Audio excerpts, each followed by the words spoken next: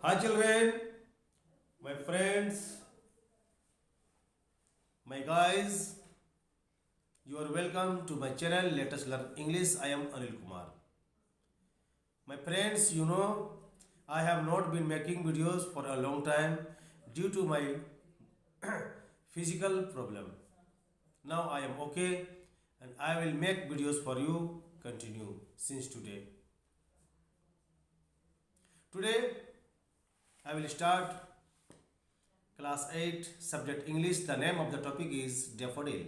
You may see your textbook. This is the textbook for class 8 and the name of the topic is daffodil. Now I start this lesson. Before starting this video, I request all of you, if you are new video watcher, if you are watching first time and you have not subscribed my channel, please after watching subscribe this channel and share it more and more. मेरे प्यारे विद्यार्थियों, मेरे साथियों, इस channel में आपको बहुत बहुत स्वागत है। मुझे अफसोस है मैं कुछ महीनों से वीडियो नहीं बना पा रहा था, कुछ शारीरिक कठिनाई थी और आज से मैं वीडियो बना रहा हूँ। आज मैं वर्ग 8 सब्जेक्ट इंग्लिश और पाठ का नाम है डैफोडिल। तो बच्चों आप तैयार हो जाएं और इस पाठ को आप अच्छी तरह जानें। आज मैं आपको बताऊंगा डैफोडिल। डैफोडिल एक प्रकार का फूल होता है, पीला फूल होता है जिसे नरगिस कहा जाता है और यह कविता विलियम वर्ड्सवर्थ के द्वारा लिखा गया है। ये बहुत चर्चित कवि रह चुके हैं, अभी आप पढ़ रहे हैं और आगे क्लास जब आप जाएंगे इंग्लिश का अध्ययन करेंगे तो आप और भी कविताएं, बहुत सारी ढेर कविताएं आप पढ़ेंगे। तो इस कविता में कवि क्या कहना चाहता है आप ध्यान से सुने। पहले मैं टेक्स्ट बुक को पढ़ता हूँ फिर हिंदी बता दूंगा, ठीक है। Which is your favorite flower? Why do you like it? When a breeze blows, what do flowers appear to do? In this poem, the poet during a walk along the countryside comes across blooming daffodils. Read the poem to know how he feels in the company of the bright colored flowers. फूल प्रायः सबको पसंद है, आपको भी पसंद होगा, मुझे भी पसंद है। इसका भी कुछ कोई रीज़न है। कुछ फूल देखने में बहुत सुंदर होते हैं, आकर्षित होते हैं, सुगंधित भी होते हैं, दोनों होते हैं। बहुत सारे फूल ऐसे हैं रंगीन होते हैं लेकिन उसमें सुगंध नहीं होते, या तो बहुत सारे फूल ऐसे हैं जो देखने में तो सुंदर है, उसमें सुगंध भी है। तो किसी न किसी प्रकार से फूल हमें आकर्षित करते हैं। तो आज हम डैफोडिल्स के बारे में अध्ययन करेंगे। और आप कल्पना कीजिए, चाहे सुबह हो या शाम हो, अगर मंद मंद हवा चल रही हो, कहीं फूलों की बगीचा अगर हो, तो उन फूलों की सुगंध आपके नाकों तक जरूर जाएगी और आपको वह फूलों का सुगंध बहुत अच्छा लगेगा, बहुत मनमोहक लगेगा। तो चलिए आज हम लोग पाठ पढ़ते हैं डैफोडिल के बारे में, फूल के बारे में, जिसको हिंदी में कहते हैं नरगिस। और विलियम वर्ड्सवर्थ क्या कह रहा है आगे देखें। I wandered lonely as a cloud that floats on high over vales and hills, when all at once I saw a crowd, a host of golden daffodils, beside the lake beneath the trees, fluttering and dancing in the breeze. कवि बादलों की तरह इधर उधर भटक रहे हैं, पहाड़ों में हैं, घाटियों में भटक रहे हैं, घूम रहे हैं और इधर उधर देख रहे हैं, प्रकृति का नज़ारा का आनंद ले रहे हैं, किंतु देखने के क्रम में, इधर उधर देखने के क्रम में उनका नज़र घाटी के नीचे की ओर जाता है। बहुत सारे पेड़ पौधे, उसके नीचे भी बहुत सारे फूल पौधे हैं और उस पौधों में फूल लगे हुए हैं, डैफोडिल फूल जो देखने में पीले रंग के होते हैं। उनका ध्यान, कवि का ध्यान उनकी ओर चला जाता है। Continuous as the stars that shine and twinkle on the milky way, they stretched in never ending line along the margin of away 10,000 saw I at a gallons, tossing their heads in sprightly dance. इसका हिंदी भी जान लें।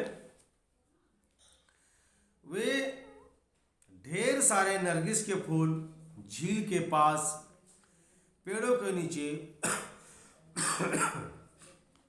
उगे हुए थे, जो बहती हवाओं के साथ झूम रहे थे, फड़फड़ा रहे थे, मानो वे झूम रहे थे, नाच रहे हों। कौन झूम रहे थे?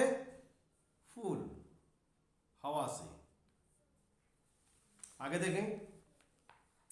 The waves beside them danced, but they outdid the sparkling waves in glee.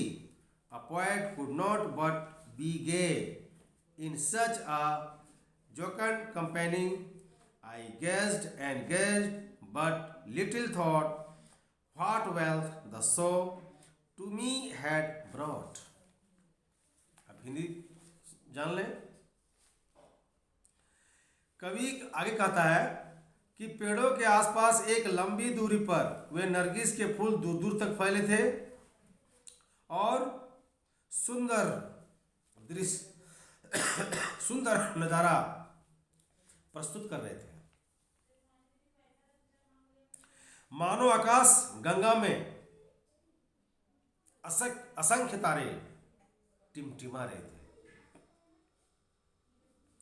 और कवि को ऐसा आभास हुआ कि उनकी संख्या 10,000 के लगभग होगी। किसकी? डैफोडिल फ्लावर की। 10,000 आप अनुमान कर ले। 10,000 की संख्या वो अनुमान लगाया, यानी वहां ढेर सारे फूल थे। नेक्स्ट,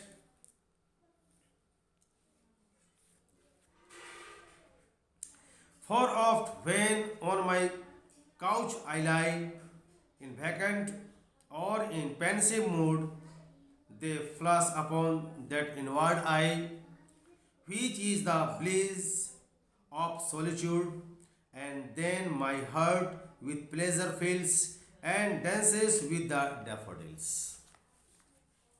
आगे कभी क्या गाता है? आगे मैं बता देता हूं। उन फूलों के पीछे झील जो थी वो मानो ऐसा लग रहा था कि वो नाच रही हैं। वे झील की लहर मानो फूलों के उस सौंदर्य में मस्त हो उठे हों। वे खुश हो गई थी और कवि को लगा कि उसे अपार दौलत मिल गई है। तो ऐसे सुंदर सुहावने दृश्य को छोड़कर कवि को मन में और क्या चाहिए था। तो कविता के आखिरी पंक्ति में कवि अपने सोफे पर उदास लेटा हुआ है और ध्यान मग्न मुद्रा में उसकी सोच अतीत में देखे गए उसके सुनहरे दृश्य को याद कर रही है। नरगिस के उन फूलों की सुंदरता को याद कर उसके उदास मन को राहत मिलती है। यानी जब वो उदास हो जाता है और याद करता है नरगिस फूल की तरफ, तो उसे कुछ देर के लिए उसे संतोष मिलती है, सुकून मिलता है और उसकी उदासी खत्म हो जाती है। जब वह अपनी कल्पना में अपने मन को उस पीले नरगिस के फूलों के संग जब वो झूमता हुआ, नृत्य करता हुआ पाता है, महसूस करता है। तो इस प्रकार आप देखेंगे कि डैफोडिल्स के बारे में कवि कितना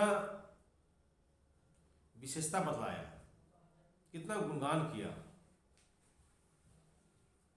तो यह पाठ समाप्त हुआ। इस पाठ को कवि ने बड़े रोचक ढंग से लिखा है और मैं उम्मीद करता हूँ कि आपको समझ में आ गया होगा। अगर किसी प्रकार की दिक्कत होगी तो कमेंट जरूर करेंगे, और इसका जो क्वेश्चन और आंसर है मैं नेक्स्ट वीडियो में बताऊँगा। वीडियो ज़्यादा लंबी हो रही है, इसलिए मैं नेक्स्ट वीडियो में बनाऊँगा। अब मैं विदा चाहता हूँ मेरे मित्रों, मेरे प्यारे प्यारे बच्चों। आप इसको कई बार वीडियो को देखें, स्किप ना करें, और देखने के बाद आप समझने का प्रयास करें। अगर कोई प्रॉब्लम है कमेंट बॉक्स में अवश्य लिखें। धन्यवाद।